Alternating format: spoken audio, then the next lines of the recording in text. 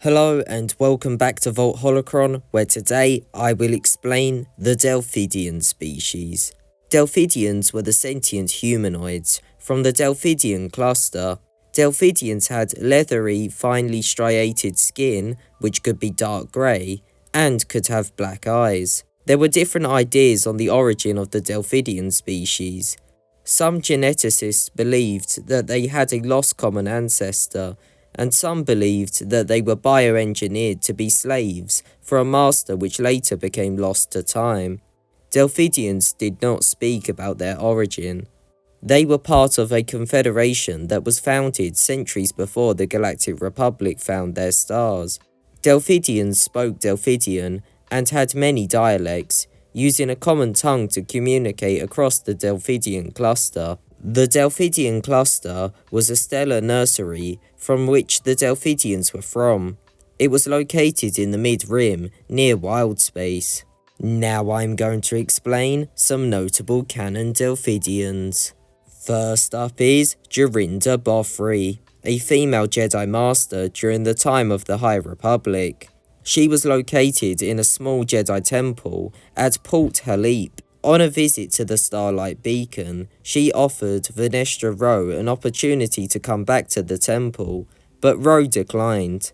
She later reported a possible Nihil attack on Port Halep, which Ro and her Padawan, Imri Cantorus, were sent to investigate. Next is Durtil Hazar, a male who was present when Han, Rey, Finn and BB-8 entered Maz's castle on Takodana. He was watching a fighting droid match. Now for Sidon Ithano, also known as the Crimson Corsair, the Blood Buccaneer, the Red Raider, the Silent Scourge of the Lost Clusters, and the Scourer of Adratharp 7. A male pirate, he was from the Delphidian cluster.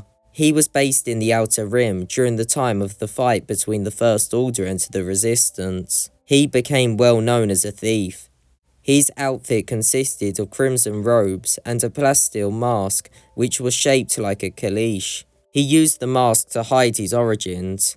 For many years he served with the pirate Scorza on the New Gilliland. After Scorza betrayed Ithano, the New Gilliland came to be destroyed by the Hutts. Ithano and his crew survived to this attack as Ithano had enough credits to fund his own crew. Ithano did not help Scorza though, and so Scorza vowed to have his revenge. He and his crew fought many battles over time, including one at Adratharp 7, which he was known for. He was the first pirate to sail the Lost Clusters, a dangerous location beyond the Outer Rim. One day, Ithano and his crew received a message which was from the Clone Wars, and was from a B-1 battle droid which crashed on Ponmar with the treasure of Count Dooku. Ithano and his crew travelled to Ponmar to claim the treasure before other pirates did. They travelled to the planet's southern region at the Sea of Sand, which had lightning storms, magma geysers, and 15-metre waves of sand. Starships couldn't fly in those conditions, and so they used a sail barge called Shrike. In the Sea of Sand, a sandstorm tornado pulled the Shrike off course. They fired a kinetic disruptor torpedo at the tornado to freeze the storm so that they could continue their journey, but the torpedo was on a timer and didn't detonate. It was then Scorza arrived and attacked. After a battle, during which the kinetic disruptor torpedo detonated, Ithano had won and set off for the treasure. At the cruiser the treasure was on, they found that members of the Fangs of the Hutt had arrived first, but died in the ship due to poisoning by beryllium gas leaks. Ithano and his crew used rebreathers and carried on towards the treasure. Months before, an iron storm had come through the area, and so the ship and its battle droids had slowly begun to reactivate. Ithano and his crew rushed to reach the treasure before too many droids reactivated. They reached the treasure and to their surprise found it to be a cryocycle stasis pod with a being sleeping inside it. They awakened the being, who was CT-6116, also known as Kix, a clone who had learned of the Sith plot against the Jedi. Dooku had placed Kix in stasis so that he couldn't inform the Jedi and the Republic. On their exit from the cruiser, Scorza appeared holding a blaster. However, droids reactivated and shot him. They got to the strike to see a sandworm destroy it. They decided to use an escape pod to get back to their ship. There was not enough room in the pod, and so Othano volunteered to stay behind. While left behind, he took the cruiser's memory core, which had the locations of every separatist base and droid factory. Othano survived and later escaped.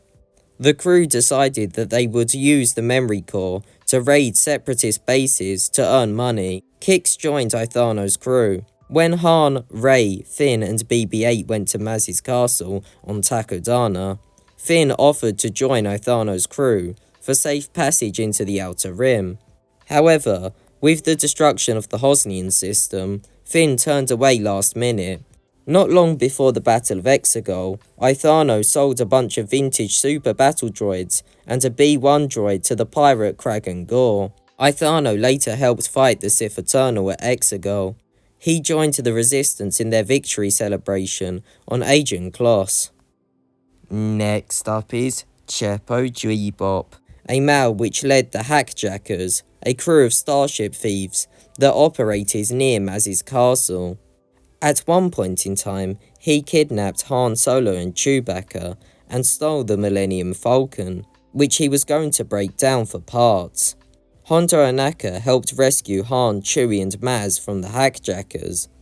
On his escape, Han Solo shot a rank of concussion bombs that were behind G-Bop, which exploded and killed G-Bop. Thanks for watching, I hope you enjoyed the video, and bye.